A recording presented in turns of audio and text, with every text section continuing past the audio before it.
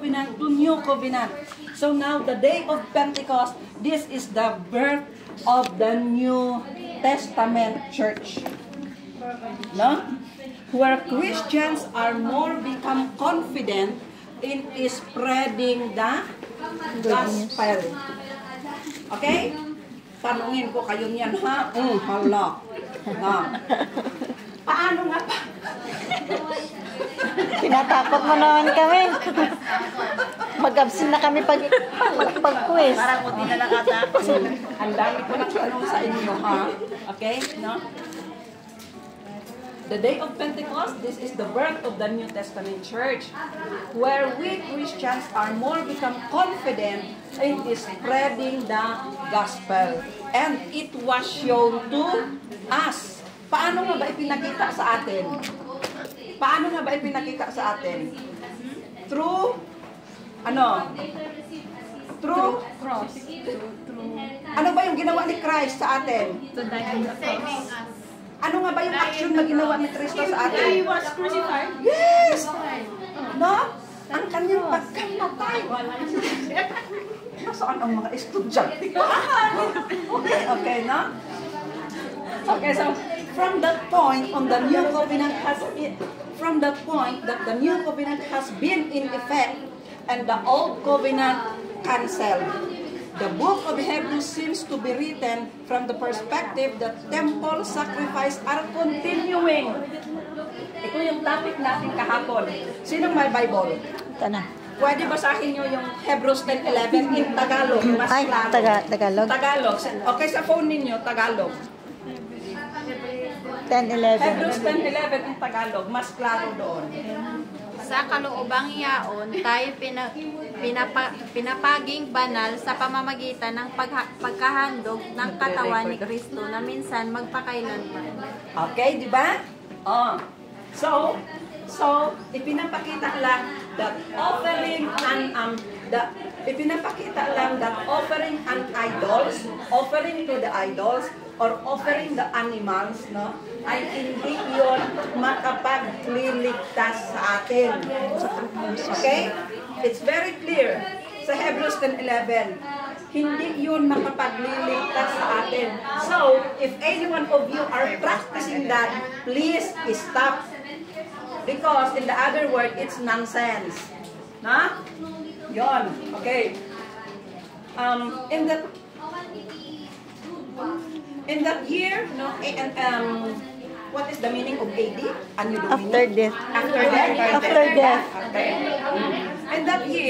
In that year came the destruction of Jerusalem and its temple. With that destruction, the old covenant will finally disappear. Okay, ano nga ba yung sinasabi? Sige, let's explain para maintindihan ninyo ano yung 70 AD. Ano nga ba ang mayroon dyan? Okay? Ha? 70 AD. Ano nga ba? Ha? Okay, ano, saan na ba yung sinabi ko? Doon muna sa 33 AD. We are not in 33 AD. Ha? We are talking about the 70 dito sa topic natin. Ganon. Diba binasa niyo sa Hebrews 10:11? So this book probably was written before 70 AD. Ito ngayon yung tinatawag na, ano yon, yung pagka-fall na ng Roman Empire. Roman Empire. Roman Empire. Diba? Ito ngayon yung pagka-fall ng Roman Empire. Kaya nga sinabi niya, that was belong to the Old Covenant. And sinabi niya dito, the Old Covenant will finally disappear. Okay, asan na ba yung mga kodigo ko dito? Okay, no? 70 AD is the Roman destruction. Roman destruction. Yun yung nangyari sa taon na yon. Kaya niya sinabi that the Old Covenant will disappear. Okay, ngayon. Tapos na tayo, ha? Ito. Diba sinabi niya sa verse 8:13, by calling this covenant new, he has made the first one obsolete, and what is obsolete is aging and will soon disappear, no? ang pagbanggit ng Diyos sa isang bagong tipan, no? The Old Testament, I am referring to the New Covenant, ha? Ang pagbanggit ng Diyos sa isang bagong tipan ay nangangahulugang pinawawalang bisa na niya ang lumang tipan. Okay? The Old Testament that based on Mosaic law was replaced. Okay? At anumang nawawalan ng bisa at naluluma ay pinalitan na ng bago. Okay? Now, it was called as an old covenant because all of this, ang lahat ng naisusulat sa old covenant, mga kapakabsat, ay nangyari. It was fulfilled, no? Sa pagdating, it was fulfilled na, no? Sa pagdating ni Kristo. Di ba? Pero hindi din sinasabi at hindi ko din sinasabi na walang silbi ang Old Covenant. Actually, meron. Bagkos ang Old Covenant ay nagiging daan upang maintindihan natin, no? At upang maituro sa atin ang patungkol sa pagdating ni Kristo. And it was fulfilled in the New Covenant. Okay, ito ngayon. In the New Covenant, the law don't need to write. Okay, ito yung topic natin last Sunday. In the New Covenant, the law don't need to write in the two tablets of stones. But it is in our... Saan? Okay, very good. Oh, in our hearts and... Mind. Very good. Ay, nakinig siya. Okay, di ba? Yun na yun. Hindi na siya naging batas. But then, yun na isa't nakipamuhay na sa atin. Di ba? At naimulat na at naitanim na sa ating puso at isipan. Okay? O, alam nyo na, tabihan nyo sa exam. Okay? No? And it will result to a deeper and closer relationship of God and human. Diba? Noon, ang layo-layo natin sa Panginoon. No? But then, nung tayo ay kanyang tinubos, no? Wala nang naging gap para sa atin. Did you get? That's the message ngayon ng New Covenant. Hindi na lang siya batas na tinitignan natin, na sinusunod natin, but we are applying it nowadays. Now, my question, are you applying that yourself? Yes. Ha? Ang napapakinggan ba natin, tinatanim ba natin sa ating puso at isipan? Ha? We failed naman sometimes. Okay, now, for our conclusion, when Christ became bringing the good news of salvation, may we wonder, everyone did not immediately respond to the wonderful message. Bakit nga ba? Diba? Bakit nga ba? Narinig natin yung salita ng Panginoon that there is someone die and save for us. Pero bakit ba ang mga tao matigas pa din ang ulo? Bakit nga ba hindi sila nag-respond directly nung marinig nila ang magandang balita na yon? Ha? Ano nga ba? Because kagaya sila nang sa Old Covenant, yung mga tao doon, sila ay mga tigas ulo, di ba? Yes. Naririnig na natin, but then, pinapatigas pa natin ang ating mga puso, pinapatigas pa natin ang ating mga ulo. Ako, wala rinig. Nakasama naman nila si Jesus noon, pero But though His teaching, nakikita naman natin yung kanyang, naririnig naman natin yung kanyang turo, nakikita naman natin yung mga miracles na kanyang ginawa, no? And especially yung kanyang pagkamatay at pagkabuhay na muli, it's a very big proof, no, na siya ay totoo. Pero bakit nga ba ang mga tao noon hindi pa sila panigos? Alam nila may Diyos pero hindi nila tanggap. Oh. Bakit nga ba? No? Several reasons why not everyone accepted the message that Jesus brought. The most violent in the rejection were religious leaders. Tama din kasi minsan, no? Kasi tao lang tayo, minsan nakabase tayo ba sa nakikita natin. No? Minsan ginagawa natin, ayaw ko simba dyan kasi andyan siya. Ayaw ko pasok dyan, may kaaway ako dyan. Oh. Ayaw ko pasok dyan, ayaw ko sermon niya. Oh. No? Ayaw ko pasok dyan, ako tulog. Okay. Dami-dami. No? Dami-dami tayo rason. No? Pero kung ganun rason natin, we are not focused into Christ kakabsat. Yes. Okay? Nakasentro tayo sa tao. Yun na yung sinasabi ko na sapagkat ako ay tao. No? Pero huwag nating oh yes. Huwag natin yung gawing moto. Pag nagkamali tayo, hindi sapagkat ako ay tao lamang. Sorry Lord. Na? Hindi na tayo nagiging sincere kung ganon. No? Hindi tayo nagiging sincere kung gano'n na lang ang sa atin. No? They enjoyed prominent position and perks. Yes, isa pa ito sa dahilan. Kung tayo dami pera, hindi natin maalala ang Panginoon. Kung tayo lakas, hindi natin maalala magsimba. Kung tayo lakas, no? maganda. Kung business natin malakas income, ikaw tamad pasok simbahan. Penchik ka na. Pero kung ikaw sakit, kung ikaw walang income, Diyos ko, tulungan mo ako. No? Diba? Kung ikaw in love, hindi ako simba. May date ka. Hindi ako simba, may date ka. Pero ikaw broken hearted, Lord, tulungan mo ang puso ko. No? Diba? Ganon tayo. Isa yung sa mga dahilan kung bakit even though naririnig natin yung ebanghelyo, no, pinapatigas natin yung ating mga puso dahil sa mga bagay-bagay na meron tayo. Minsan akala natin when we have these things, we are very complete. But it's not. Alam niyo ba sa mga nangyayari ngayon sa earthquake, tignan niyo, kaganda-gandang bahay, it cost $1 million. Pero in just one click, that worth $1 million na mansion, in just a second, pwede siyang mag-iba. Nakikita niyo, sa mga simpleng sitwasyon, pinapakita niya that there is one true God. Wake up call yun sa atin para isabuhay natin ang salita ng Panginoon. Tama? Intindi? Intindi. Okay. Tell me if I need to explain further. Okay. No? Isa pa. They were respected by most of the people. Oh, taas posisyon ko. Ako presidente. Taas tingin tao akin.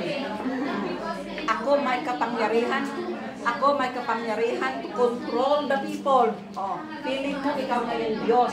Ikaw na yung sinasamba. Diba? Kasi sa kapangyarihan, meron ka. Pero mali, no?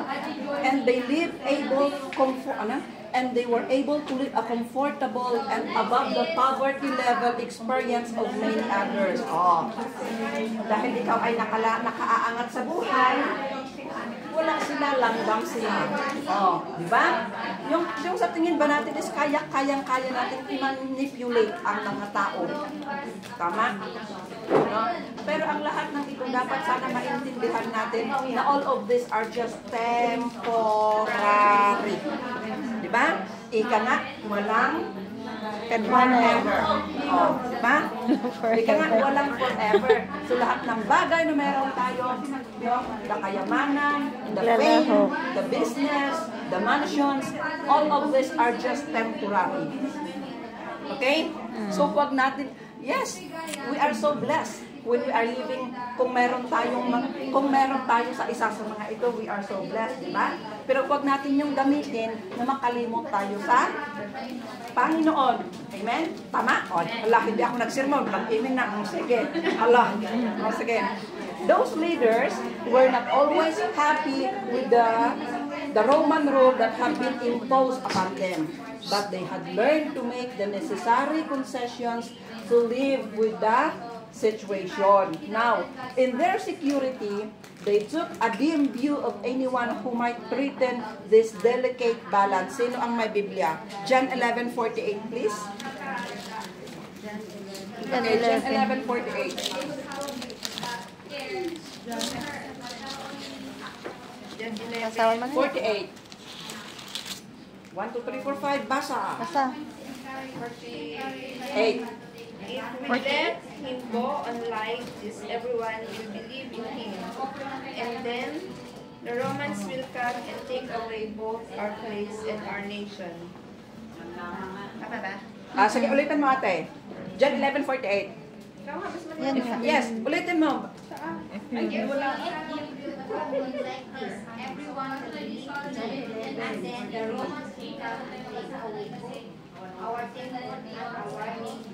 Hindi ko kasi marinig kaya pinaulit ko pero mas malayo ka pa. Ulitin ko na. Sige. Everyone will believe in him. And then the Romans will come and And take away both our place and our nation. Okay. Sige. Thank you. That, no? There were others who, though also not especially happy with the power arrangement as they existed. Gaya sa inyo, di ba? Noong bata pa tayo, okay pa tayo. Kasi hindi pa natin naiintindihan. But as we grow older, makita yon yung batas ng inyong family or yung kung gaano kahigpit ng ang mga magulang ninyo, di ba? Kayo ba? Happy ba kayo doon nga ano yan?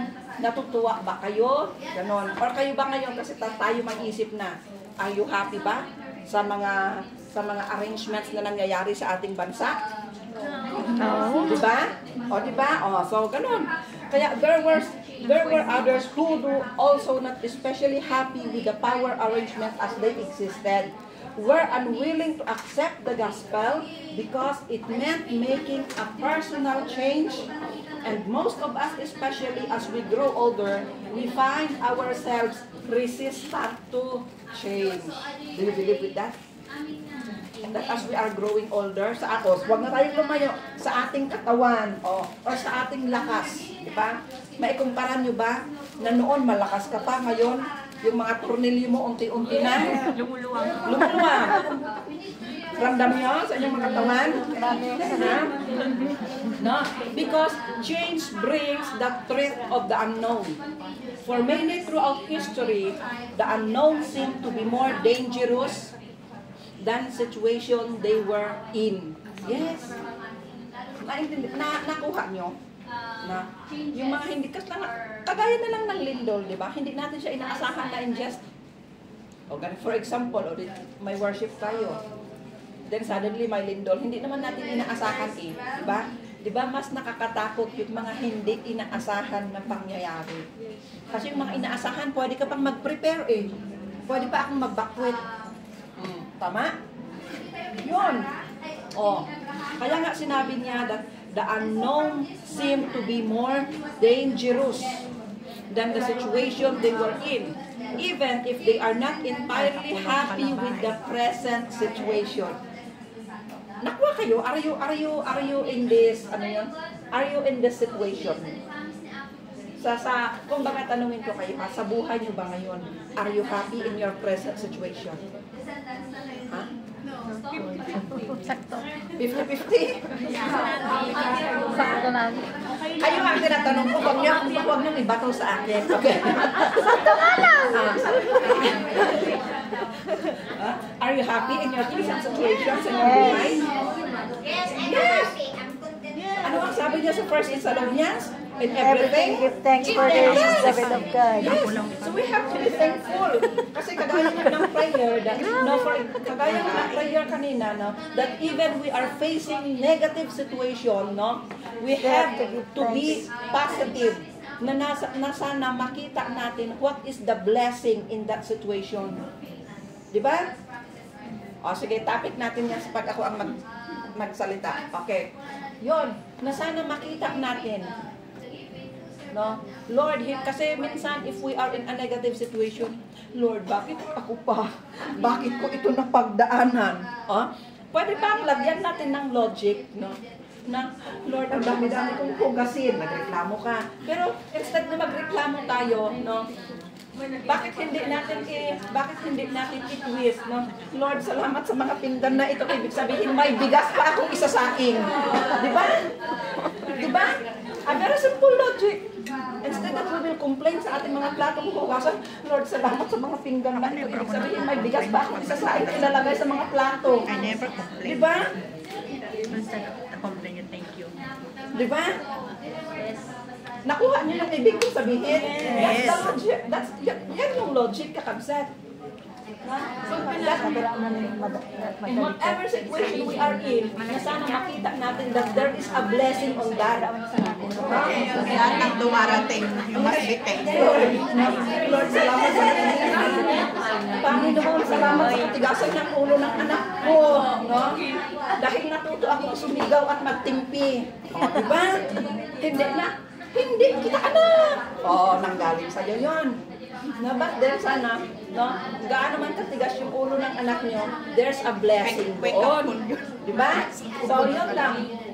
Lumayo na ako. So, tignan natin na whatever situation that we are in, no, yun yung gusto kong ipakita, na tignan natin that there is a blessing doon. Okay po? Kasi minsan, hindi ako natutuwa that lahat tayo will experience loss. Diba? Yung may mawala sa mga member ng ating pamilya. Yes, we will grieve, we will mourn. But in the present moment, hindi mo maiintindihan bakit siya nawala. But then, as the days goes by, no, doon mo makikita, no, na may blessing kung bakit nangyari yun. Diba? Kasi may bago, gano'n.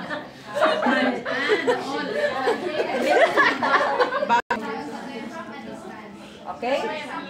Gets? Oh yes. So that kung andito ka man, napasok ka man dito accidentally, there's a purpose. Okay? Okay, amen. So malapit na tayong matapos. Okay. Saan na ba ako? Okay? Some who might have been interested in becoming Christians undoubtedly, no, were deterred by the threat of persecution. They had seen what had happened to others who had been beaten, imprisoned, and killed. Okay. Di ba? Alam nyo, yung mga disciples, ang kanilang pagkamatay, hindi siya ganun, hindi sila namatay kagaya ng mga kakilala natin na namatay lang na natulog, ganun, no? Alam nyo, ang kanilang pagkamatay, very brutal. May pinugutan, may linagarit, may imbitin ng patihaya. Kasi may ibang lugar sila namatay. Mayroon yung nilagarit sa mga singit-singit, gano'n. Di ba? Oh. So, yes. Okay. Then their hearts may have been touched by the blessings, no? Pero alam niyo ang kagandahan nun. Kasi nangyari yon sa kanila kasi their faith, no? Gusto silang kaya't da nga ano yan, kaya't da bang isukat ipagpalit yung faith nila, but they stand firm sa kanilang pananampalataya. Kaya ganun yung process ng kanilang very good children. Ay,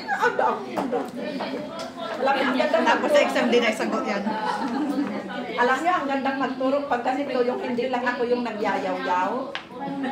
Oo, to be honest, ang gandang magturo when the children are interacting. Yes, okay? So, no? Human nature has not changed in 2,000 years ago since Christ walked the earth. Some refuse to surrender to the call of Christ because they don't want to risk their places of prominence or prophet. Diba? Yung kagaya ng mensahe kanina. Diba? Some refuse to surrender to the call of Christ. Because they do not want to risk their places of prominence or prophet. Very simple. When God calls you to commit into a one ministry, okay? Pero yung business mo malakas, you have to choose. You have to choose. Dapat maging active din tayo sa faith natin.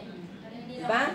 Minsan, mas malakas yung hatak ng ganito. Tama? Minsan, mas malakas. Yes, wag tayong, we have to be honest. Minsan, mas malakas yung hatak ng ganito. That's why, kahit alam natin na we are capable for that ministry, it's so easy for us to give up that one. No? Pero kagaya nga ng message natin kanina, when the Lord calls you and when the Lord knocks at the door of your heart to be a part of this ministry. No. Ano yung topic ng message kanina? Take me, I will follow. Take me, I will. Ano yan? Where you lead me, I will go. Ganon? Oh, yes. No? Kasi sa lahat ng tinawag ng Panginoon, wala namang nawawalan ng landas.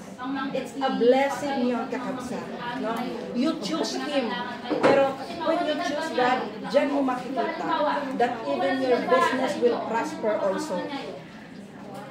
Matthew 6:33. Sige, first Seek the ye kingdom of first the God. kingdom of God. Anong sabi niya doon?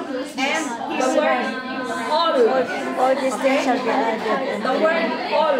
It's not only your business, but all, lahat. No? And all these things will be added unto you. Okay? Okay. Kaya mo na. Others are afraid, no? Kaya na. Some may refuse, no? And others are afraid of change. Others are afraid of change of any kind, no? While most of us are not kept from becoming Christians because of our fear of persecution, there are places in the world where that is a real threat.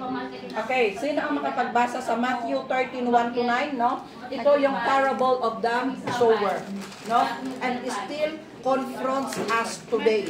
Okay, di ba yung parable of the sower? Sige nga, basahin nyo ninyo. 13:1-9.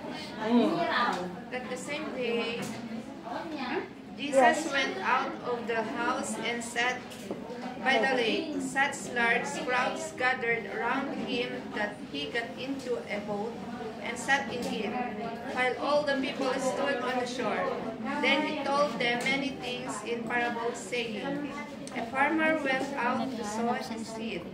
As he was scattering the seed, some fell along the path, and the birds came and ate it up.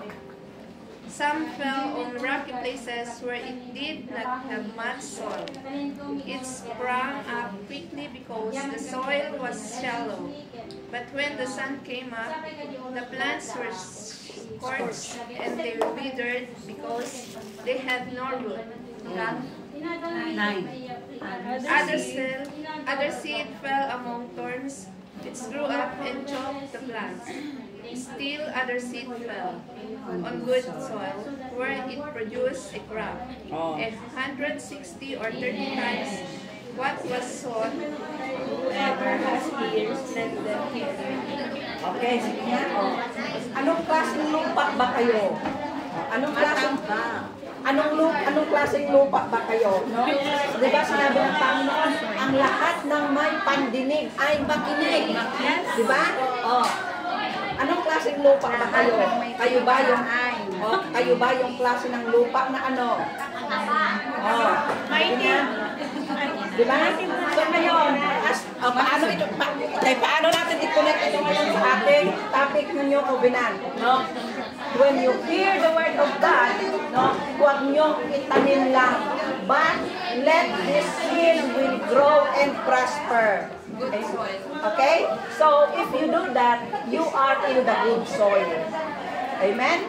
Okay, so, naintindihan niyo ang topic natin? Yes. Loud and clear? Yes. Walang masero sa exam na. Okay, so let us close. Once again, Father God in heaven, Lord, thank you for the time that you have given to us. Lord, thank you for the time na binigay mo na matapos namin ang Bible study namin ang topic na ito sa araw na ito.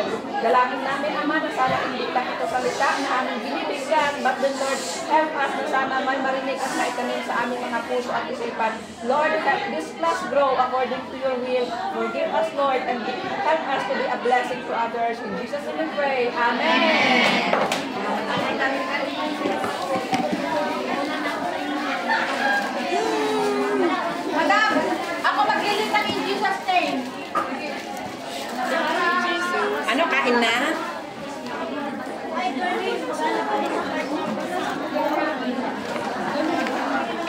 Okay ka na, Tay? Oo. Magpalit ako ng sabi niya na ano, pagpadalhan niya. Palit ako ng tapos ka na sa dati mo. Paano?